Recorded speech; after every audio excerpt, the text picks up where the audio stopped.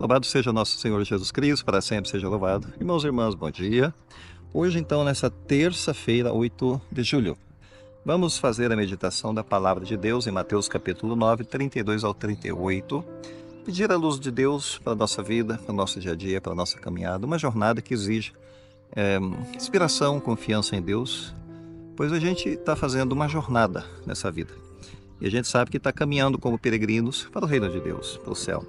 Então peçamos a luz, discernimento para as nossas vidas, para as nossas escolhas, para o nosso dia a dia, para a nossa caminhada cristã.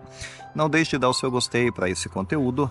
Vamos então agora iniciar a proclamação. Proclamação do Evangelho de nosso Senhor Jesus Cristo, segundo Mateus, glória a vós, Senhor. Naquele tempo apresentaram a Jesus um homem mudo que estava possuído pelo demônio. Quando o demônio foi expulso, o mudo começou a falar. E as multidões ficaram admiradas e diziam: nunca se viu coisa igual em Israel. Os fariseus, porém, diziam: é pelo chefe dos demônios que ele expulsa os demônios. Jesus percorria todas as cidades e povoados, ensinando em suas sinagogas, pregando o evangelho do reino e curando todo tipo de doença e enfermidade. Vendo Jesus as multidões, compadeceu-se delas, porque estavam cansadas e abatidas, como ovelhas que não têm pastor.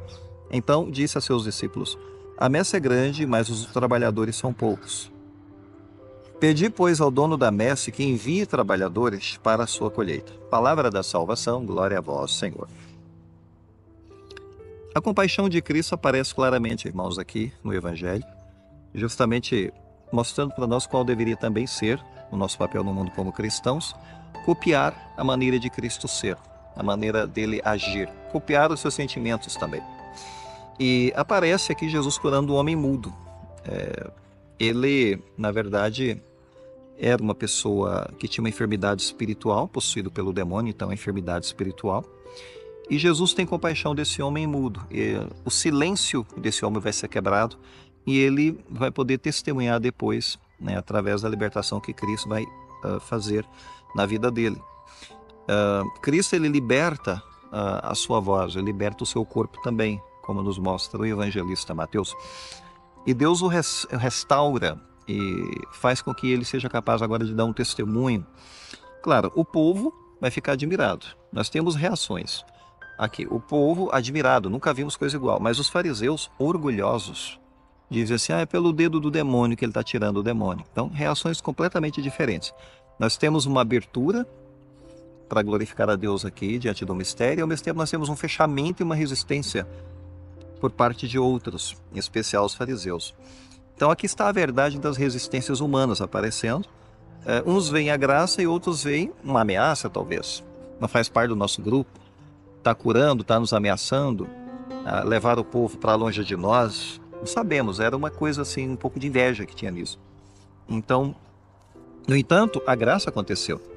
E está desafiando todos naquele momento a mudar o seu jeito de ser, o seu jeito de olhar para Deus, que naquele momento está se manifestando. E Jesus, ele faz um percurso incansável. A gente percebe que a evangelização não para. Versículo 35. Ele percorre, entre aspas, as cidades, ele ensina, ele prega, ele cura, enfim. Aqui aparecem vários aspectos da pregação, do ministério de Jesus, porque ele ensina, ele ilumina a mente, ele abre as pessoas para a verdade. Ele prega o reino de Deus, então ele anuncia esperança. Por mais que a vida apresente situações de dor, de sofrimento, ele está anunciando a esperança para eles. E depois ele cura, ele restaura não só o corpo, mas a alma, então ele cura integralmente. Ou seja, de maneira resumida, o evangelista Mateus está nos apresentando que o ministério de Jesus está à procura dos esquecidos, a ovelha perdida, aquela parábola, como a gente vai ler em outra passagem. Então, não existe doença que ele não possa enfrentar, situações espirituais que ele não possa ajudar a pessoa a sair dessa situação, enfim. Não existe pessoa que esteja totalmente abandonada, perdida, que ele não vá ao encontro. Então, Mateus nos mostra uma pessoa, a pessoa de Cristo altamente compassiva, Jesus, ele olhava, versículo 36, e ele também capta isso, o evangelista Mateus. Ele olhou para elas e compadeceu-se delas, que eram ovelhas sem pastor. Então ele vê, ele não fecha os olhos para fingir que não viu. Nós Hoje no mundo a gente fecha os olhos e finge que não estamos vendo o sofrimento.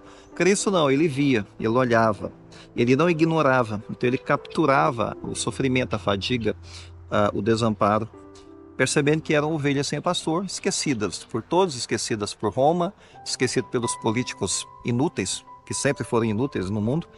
Então a colheita abundante que vai nascer desse ministério, como Jesus está dizendo, né, que a messe é grande, os trabalhadores são poucos. Peça ao dono da messe que envie trabalhadores.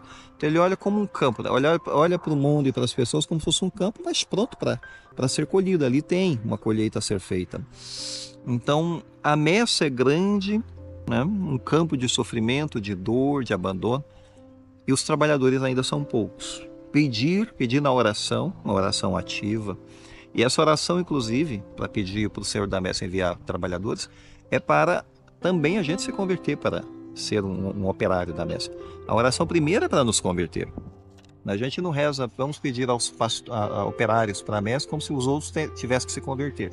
A conversão primeira é para nós, né? Somos nós que temos que dar a resposta a essa oração, que a gente faz pedindo a Deus, a gente tem que ser o primeiro a responder.